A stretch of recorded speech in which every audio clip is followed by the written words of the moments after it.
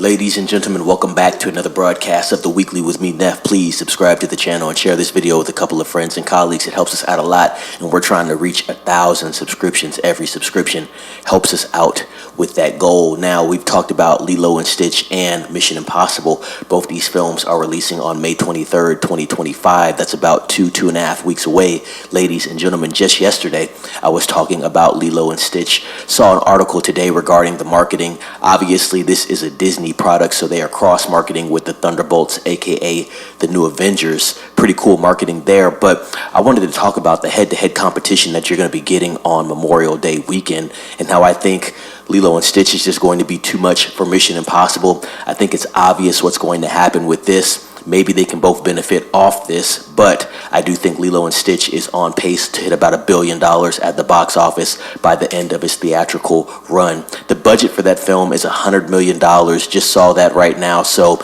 Lilo and Stitch is in a good place if you are talking about the budget for the film. I'm going to say the marketing budget probably about $80 to $100 million as well for this, especially going into a big 3-day holiday weekend. There's going to be a big push for it. I'm sure there's going to be an even bigger push about a week out. So let's see what's going on with it next week. Now, for Mission Impossible Final Reckoning, you have a budget of $400 million.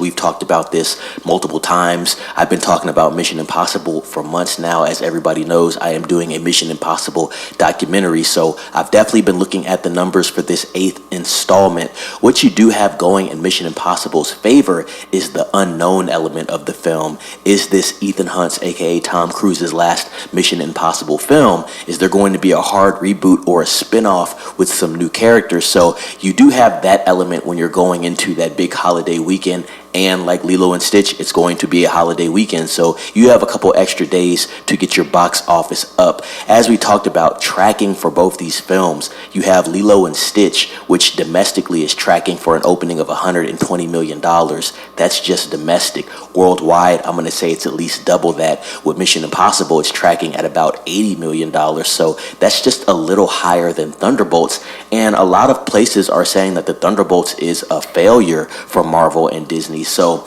if Paramount has Mission Impossible tracking for $4 million over Thunderbolts, and the budget is 2x the Thunderbolts budget, not looking good for Mission Impossible. I definitely want Mission Impossible Final Reckoning to do good, because I really do like the franchise. Definitely have to credit Tom Cruise for his ability to still handle these stunts and his tenacity on screen, just doing things that you don't see your normal actor doing. He's one of the last action stars that we do have, and you could argue the biggest at this point. But the budget is just too big and the competition is too steep.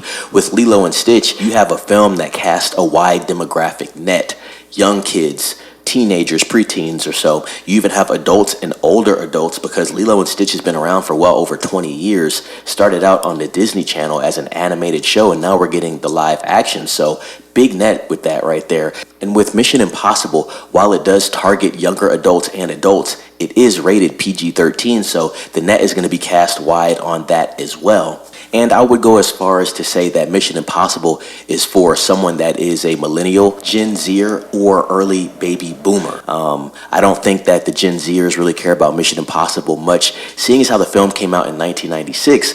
This is before a lot of the Gen Z crowd was born, and as we know, the Gen Z demographic, I believe, is the studio's main focus. You have the Gen Z demographic who may or may not be paying for these tickets. More than likely, they're not. You have the millennial demographic, which is probably their second main target, and then you have the Gen X demographic. At this point, I'd say the baby boomers are probably the smallest target that the studios are looking for right now, just because of the age gap and the preference of those viewers. So very interesting dynamic that you do have with Lilo and Stitch and Mission Impossible. These are two films that can actually target multiple demographics and multiple generations. So I think this is going to be a very interesting weekend. It's obviously going to be a topic that I'm going to be talking about heavily up into the release of these films, and even after these films. I was looking at a couple showings at my local theater. I'm going to be watching Mission Impossible on opening weekend on a Saturday night, but my showing is at 10 p.m. I might be trying to get in an earlier showing if they open that up, but once again,